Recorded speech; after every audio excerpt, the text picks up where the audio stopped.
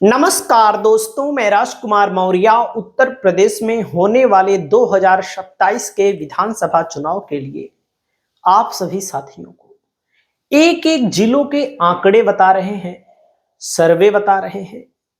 आप लोग हमारी इस वीडियो को देखिए भी और लोगों के पास शेयर भी कीजिए।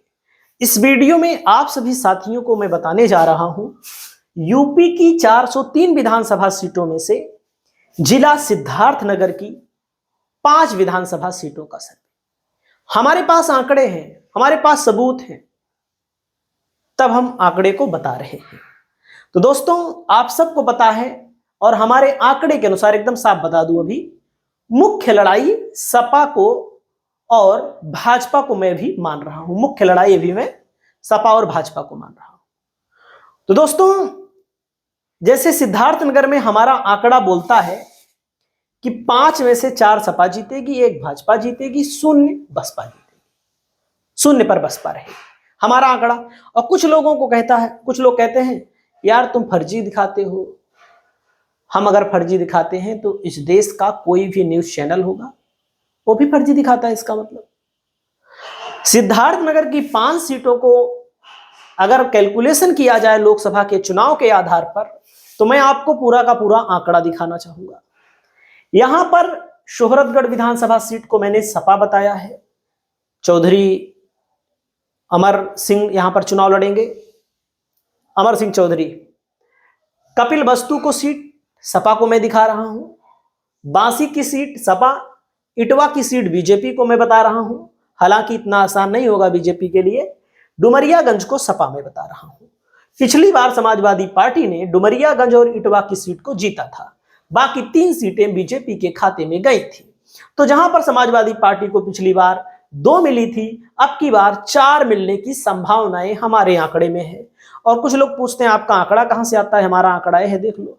मेरा मानना है कि जिन लोगों ने लोकसभा में सपा को वोट दिया है वे लोग देंगे, हमारा यह मानना है। हमारा यह भी मानना है कि समाजवादी पार्टी सही से टिकट देगी, देख कर देगी, ओबीसी समाज के लोगों को टिकट देगी, तो समाजवादी पार्टी का उद्धार होना तय है।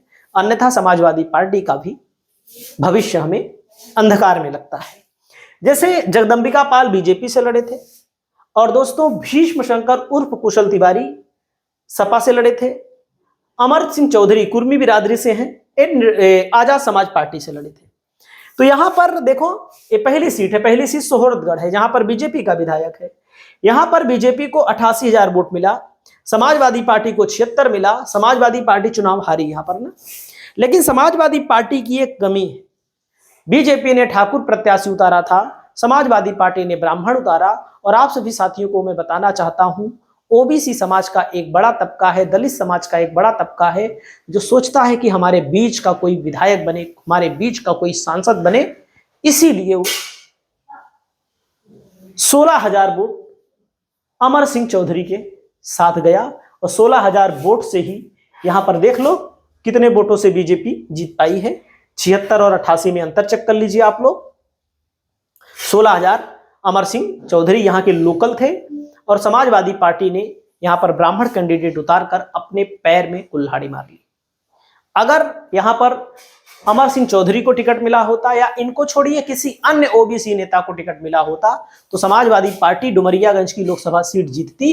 डुमरियागंज के लोग ये जानते हैं, चिंकू यादव बहुत मजबूत प्रत्याशी थे, और उनको समाजवादी पार्टी ने टिकट ना देकर बहुत बड़ी भूल करी। दोस्तों, यहां पर आप लोग को मैं बताना चाहूंगा, यहां पर देख सकते हैं, आपके सामने है, आपके सामने दूसरी विधानसभा का नाम है। दूसरी विधानसभा यही लाइन से है, जो यहां पर कपिल वस्तु। कपिल वस्तु में देखेंगे तो बीजेपी का 88,000 रहा, सॉरी बीजेपी का 1,21,112 वोट रहा, 122 वोट रहा, बीजेपी का वोट है ये सपा का वोट है 1,02,306। 19,000 वोट चौधरी अमर सिंह को मिला। क्यों मिला? क्योंकि ओबीसी समाज से भी आते हैं, ओबीसी समाज के अलावा चौधरी इस इलाके से आते हैं। देख सकते हैं आपके सामने आंकड़ा है, यहां पर 19,000 वोट इनको मिल गया। बीजेपी यहां पर हारेगी, लेकिन समाजवादी पार्टी ओबीसी समाज के लोगों में से किसी को टिकट देगी, तो नहीं तो समाजवादी पार्टी बीच मध्यार में फंस जाएगी, क्योंकि ओबीसी समाज नए विकल्प की तलाश में है। ऐसा मतलब अगर दोनों तरफ से समर कैंडिडेट रहेगा तो समाजवादी पार्टी का हारना तय माना जा रहा है। एकदम साफ है बता रहा हूं, लेकिन उम्मीद है क्योंकि लोकसभा में इन्होंने कुछ सीखा है। दोस्तों अगली विधानसभा का नाम है, देख सकते हैं, जहां पर बीजेपी को 91,000 वोट मिला, यहां पर समाजवादी पार्टी को 75,000 वोट मिला और बीएस आजाद समाज पार्टी अमर सिंह चौधरी को 13,544 वोट मिला। तो दोस्तों देख सकते हैं ये भी विधानसभा है, ये विधानसभा, और यहां पर देख सकते हैं अगली विधानसभा है। अगली विधानसभा में समाजवादी पार्टी को वो वोट कितना मिला था देख सकते हैं, एक एक बूथ का वोट हमारे पास है 75,000 वोट। इटवा की विधानसभा में समाजवादी पार्टी अगर कैंडिडेट नहीं बदलेगी तो लोग बता रहे हैं कि चुनाव हार सकते हैं, ऐसा बताया जा रहा है, क्योंकि बहुत मामूली अंतर से पिछली बार जीते थे। क्या नाम है उनका, इटवा वाले विधायक का। और यहां पर समाजवादी पार्टी पीछे नहीं थी, आगे ही थी, लेकिन ओबीसी समाज एक नए विकल्प की तलाश में है, क्योंकि अगर दोनों तरफ से ओबीसी पेरा जा रहा है, सपा की तरफ से भी भाजपा की तरफ से भी, तो ओबीसी ये चाहता है कि इससे अच्छा है भाजपा की ओर ही भाग जाए। ये हकीकत है, जमीनी हकीकत है।